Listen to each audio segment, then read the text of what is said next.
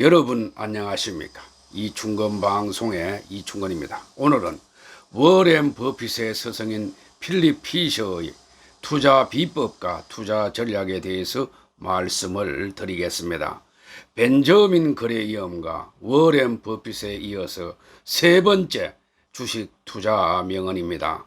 필립 피셔는 스탠포드 경영대학원을 자퇴하고 취업 전선에 뛰어들었습니다.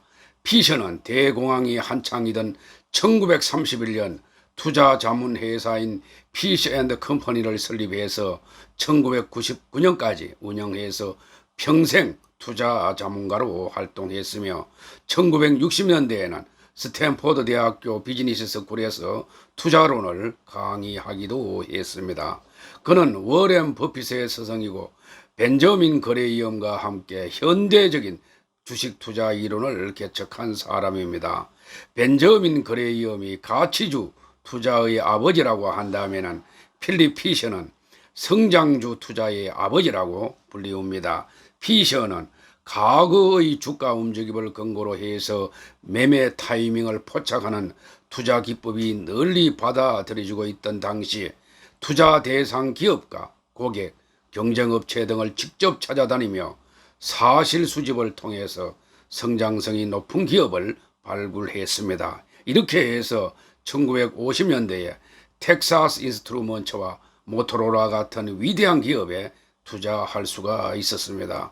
그는 뛰어난 기업의 주식을 발굴해서 초창기에 보유한 것으로 유명한데 실제로 텍사스 인스트루먼트의 주식은 1980년대 말에 매각했고 모토로라는 55년에 발굴해서 사망할 때까지 보유했습니다. 이 외에도 코닝, FMC, 다우 케미칼을 보유한 것으로 알려졌습니다. 모토로라는 약 40년을 보유해서 2,500배의 수익률을 올렸고 텍사스 인스트루먼트는 엄청난 수익을 냈다고 합니다. 1958년에 위대한 기업에 투자하라를 출판하기 전까지는 유명하지 않았습니다. 원 제목은 Common Stocks and Uncommon Profits입니다. 이 책은 스탠포드대 경영대학원 MBA 과정에서 교재로 사용되기도 했다고 합니다. 피셔는 전설적인 투자자로 손꼽히며 1950년대 처음으로 성장주라는 개념을 제시했습니다. 워렌 버핏은 그에 저어서 위대한 기업에 투자하라라는 책을 읽고 단숨에 피셔가 살고 있는 샌프란시스코로 찾아가서 조언을 구했다고 합니다. 필립 피셔에 의하면 투자자가 믿고 의지해야 할 대상은 경기 사이클도 정책 방향을 쥐고 있는 정치인도 아니다. 성장 의지가 강하고 실행력을 갖춘 경영자이다라고 했습니다. 그의 저서는 1958년에 저술한 위대한 기업에 투자하라와 1975년에 저술한 보수적인 투자자는 마음이 편하다라는 등입니다. 그는 1958년 첫 번째 책을 출판하기 전까지는 대중에게 잘 알려지지 않았습니다. 책 출간 이후 피셔의 인기는 극적으로 상승하여 성장 투자 분야의 개척자로서의 전설적인 지위에 올랐습니다. 투자 리서치 회사인 모닝스타는 그를 역대 최고의 투자자 중 한 명이라고 불렀습니다. 그의 가장 유명한 투자는 라디오 제조업체였던 1955년에 구입한 회사인 모토로라를 구입하여 사망할 때까지 보유한 것입니다. 워렌 버핏은 2018년 버커스 해서웨이 연례주주총회에서 필립 피셔의 저서인 보통주와 흔치 않는 이윤, 즉 Common Stocks and Uncommon Profits를 매우 좋은 책이라고 말을 했습니다. 또한 피셔의 스커틀벗 기술을 사용하여 어떻게 투자하기에 좋은 방법인지 설명했습니다. 여기에서 스커틀벗 기술이라고 하는 것은 소문에 의한 여러 가지 정보를 입수하는 것을 이야기를 합니다. 존 트레이는 워렌 버핏이 벤자민 그레이엄의 85%, 필립 피셔의 15%의 영향을 받았다고 설명했습니다. 피셔의 아들 케네스 피셔도 투자 회사를 설립했습니다. 필립 피셔는 1930년대 대공황 때 실패의 시련을 겪으며 투자 이론을 정립한 투자자입니다. 피셔의 이론은 벤자민 거래 위험의 이론과 거의 반대되는 이론입니다. 그는 성장 잠재력이 뛰어난 기업을 보는 눈을 중요하게 생각했습니다. 성장 잠재력이 높은 기업이라면 장부 가치보다 높은 가격에 거래되어도 더 높은 투자 수익을 올릴 수 있다고 했습니다. 간단히 말해서 피셔는 성장주 투자 이론을 월스트리트에 처음 소개한 개척자입니다. 그는 분산 투자에도 부정적이었습니다. 잘 모르는 여러 회사에 투자하는 것보다 자신이 잘 아는 소수의 회사에 집중적으로 투자하는 것이 더 낫다고 했습니다. 특히 그는 주가 수익 비율 PER 즉 퍼에 관한 자신만의 관점이 있었습니다. 이전까지 주가를 주당 순이익으로 나눈 것을 PER 즉 퍼라고 하여 이 수치를 통해서 해당 기업의 주가가 상대적으로 싼지 비싼지 판단했습니다. 그는 주당 순이익에 퍼를 곱한 것을 주가라고 봤습니다. 이는 PER 즉 퍼가 높다고 해서 주식이 비싸다거나 하는 판단을 하지 않겠다는 의미입니다. 피셔는 기술적 계량적 분석보다 정권가가 재평가하게 될 기업의 질적 가치를 투자의 최우선으로 삼았습니다. 그래서 수사하듯 철저히 현장 조사를 거쳐 투자랑 기업을 선정했습니다. 탐정같이 그가 찾아낸 종목은 모토로라, 텍사스 인스트루먼트, 다우 케미칼, 레이캠 등 모두 성장성이 뛰어난 기술주였습니다. 이충건 방송 80일의 워렌 버핏의 투자 원칙에서 말씀드린 바와 같이 버핏은 기업 가치를 중요시하는 벤저민 그레이엄으로부터 기업의 계량적 가치를 정확히 판단하여 주가와 비교하는 방법을 배웠고, 필립 피셔로부터는 기업의 질적 가치와 성장성을 판단하는 방법을 배웠습니다.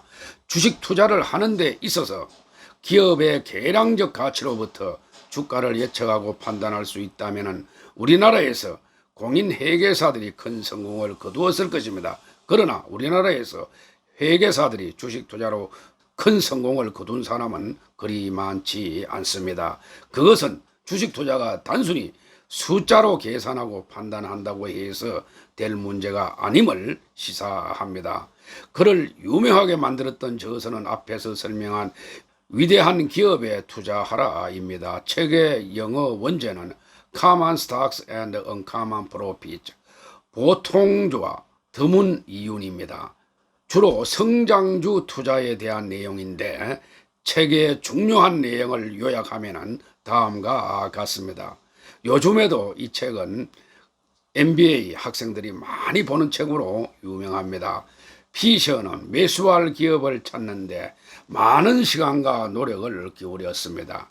선택된 기업을 구매한 후에는 아주 오랜 기간 교체하지 않고 보유했습니다. 가장 핵심적인 투자 대상은 소수의 기업에 집중했습니다. 과거 1950년대, 60년대에는 정보 찾기가 쉽지 않았기 때문에 소문이나 관련 업종 종사자, 경쟁업체, 퇴직 직원들로부터 기업 정보를 수집하여 참고하라고 했습니다. 설립이 얼마 되지 않은 작은 기업보다는 어느 정도 큰 기업의 주식을 매수하고 가급적 주가가 큰 폭으로 떨어졌을 때 사라고 합니다. 2년 내지 3년이 지나지 않은 신생기업이나 영업이익을 내지 않는 기업에는 투자하지 않았습니다. 이미 사업 기반을 잡은 기업들 가운데 투자 대상을 찾는 것이 투자에 성공할 가능성이 높다고 했습니다.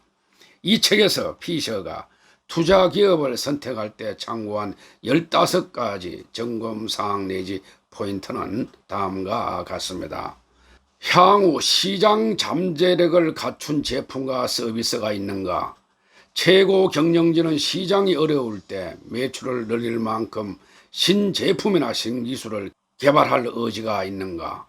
기업의 연구개발 규모는 회사 규모를 감안할 때 적정한가? 영업 조직을 잘 갖추고 있는가? 충분한 영업이익률을 내고 있는가? 영업이익률 개선을 위해서 노력하고 있는가? 노사 관계가 좋은가? 임원 간의 관계가 좋은가? 기업 경영진이 탄탄한가? 원가 분석과 회계 관리 능력이 우수한가? 특별한 의미를 지닌 별도의 사업 부문을 갖고 있는가? 장기적인 관점에서 기업이 운영되고 있는가? 미래 정자 계획이 주주의 이익을 희석할 가능성이 있는가? 상황에 관계없이 경영진이 투자자들과 자유롭게 대화하는가? 의심할 여지 없이 최고 경영진이 진실한가 등입니다. 그리고 주식을 팔 때는 언제인가에 대해서 피셔는 위어 15가지에서 벗어났을 때나 더 좋은 종목이 나타났을 때라고 이야기를 하고 있습니다. 투자자가 저지르지 말아야 할 10가지 잘못을 다음과 같이 정의하고 있습니다. 즉, 첫째, 적극적으로 홍보하는 주식을 사지 마라. 둘째, 좋은 주식인데 장외시장에서 거래된다고 해서 무시하지 마라. 셋째, 사업 보고서의 표현이 마음에 든다고 해서 무조건 주식을 매수하지 마라. 넷째, 순이익에 비해서 주가가 높아 보인다고 해서 앞으로의 추가적인 순이익 성장이 이미 주가에 반영되었다고 속단하지 마라. 다섯째, 너무 적은 호가 차이에 연연해 하지 마라. 여섯째, 너무 과도한 분산 투자는 하지 마라. 일곱 번째, 전쟁 발발 우려로 매수하기를 두려워하지 마라. 여덟째, 관련 없는 통계 수치에 너무 집착하지 마라. 아홉 번째, 진정한 성장주를 매수할 때는 주가뿐만 아니라 시점도 정확해야 한다. 열 번째, 군중을 따라가지 마라 등입니다. 그리고 그의 성장주 발굴법은 수많은 기업을 분석하고 그중 일부의 기업을 방문한 뒤에 아주 일부만 골라서 투자하는 것입니다. 피셔가 1975년에 저술한 보수적인 투자는 마음이 편하다라는 책에서 말하는 보수적 투자자라고 하는 것은 방어적인 투자만을 의미하는 것이 아니고 저 PBR과 같은 스타일 투자를 의미하는 것도 아닙니다. 보수적인 투자자는 최소한의 리스크로 자산을 유지하면서 자신이 하고자 하는 투자가 사실에 근거한 건전성을 갖추고 있어야 한다는 것입니다. 보수적인 투자는 최소한의 리스크로 자신이 갖고 있는 자산의 구매력을 가장 잘 유지하는 것입니다. 보수적으로 투자한다는 것은 보수적인 투자가 무엇인지 이해하고 자신이 하고자 하는 투자의 동인이 사실에 근거해서 판단할 때 보수적인 투자인지 여부를 올바르게 결정할 수 있는 일련의 검증 절차를 따라 행동하는 것이라고 했습니다. 필립 피셔의 투자 철학을 다시 한 번 더 정리해 보면 다음과 같습니다. 첫째, 경쟁 업체에서는 아직 하고 있지 않지만은 당신 회사에서 하고 있는 게 무엇입니까? 라고 따지는 것입니다.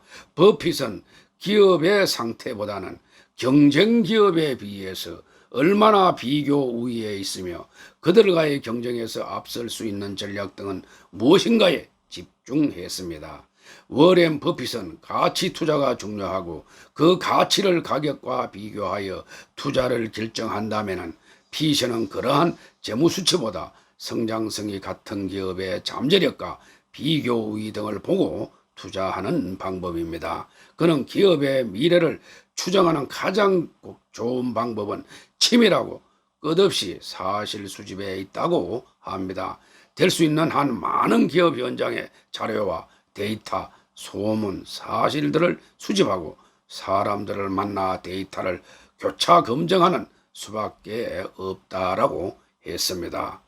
둘째, 계란을 여러 바구니에 나누어서 담지 말고 한 바구니에 담아라라고 합니다. 즉 집중 투자를 강조하고 있습니다. 대부분의 주식 전문가들은 위험을 분산하기 위해서 분산 투자하라고 조언하고 있습니다. 그러나 피셔는 생각이 달랐습니다. 즉 그는 역사적으로 보면은 최고의 수익을 올린 투자자들은 산업 평균보다 높게 성장한 소수의 우수한 기업을 발굴하여 집중 투자할 것을 권했습니다. 한마디로 계란을 여러 바구니에 나누어 담지 말고 가장 튼튼하고 안전한 바구니를 하나 골라서 그 바구니에 모든 계란을 담으라는 말입니다. 왜냐하면 그는 기업을 정확하게 분석한다면 산업 평균보다 높은 성장률을 보이는 기업이 그리 많지 않기 때문이라고 합니다. 투자 자금은 가장 훌륭한 투자 기회에 집중해야 한다고 합니다.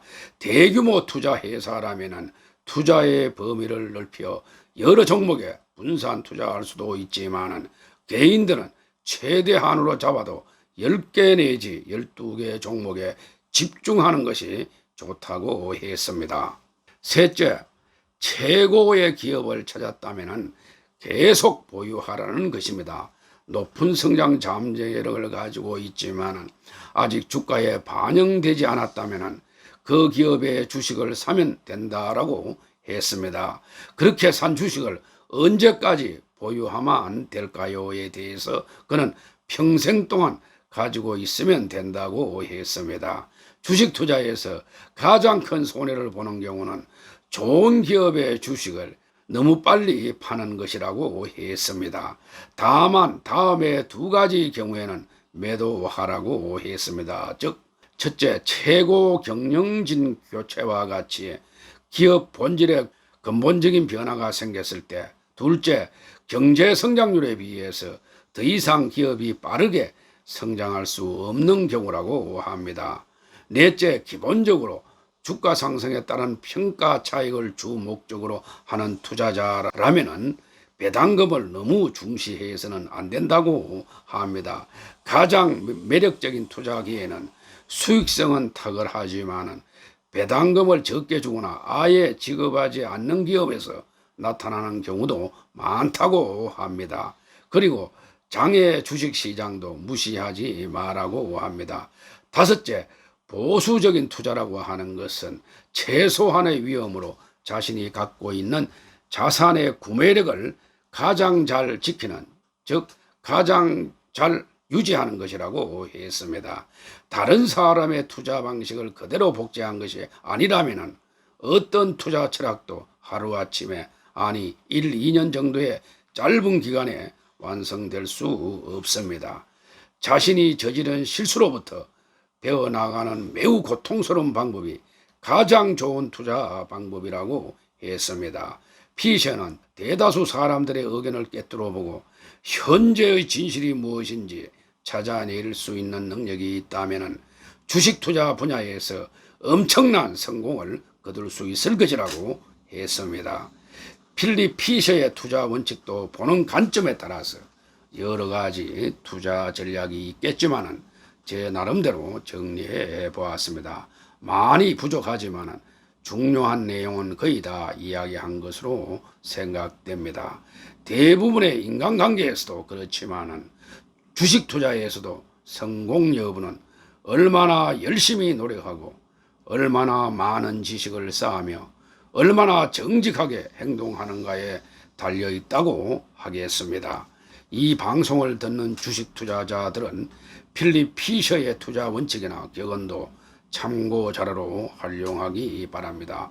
주식 투자는 결국 자신이 결정하고 책임도 자신이 진다는 마음으로 해당 종목을 깊이 있게 연구한 다음에 투자 여부를 결정해야 할 것입니다.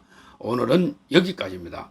제 영상이 도움이 되셨으면 동영상 아래 붉은색으로 표시된 구독과 좋아요를 눌러주시기 바랍니다. 더 좋은 방송으로 보답하겠습니다.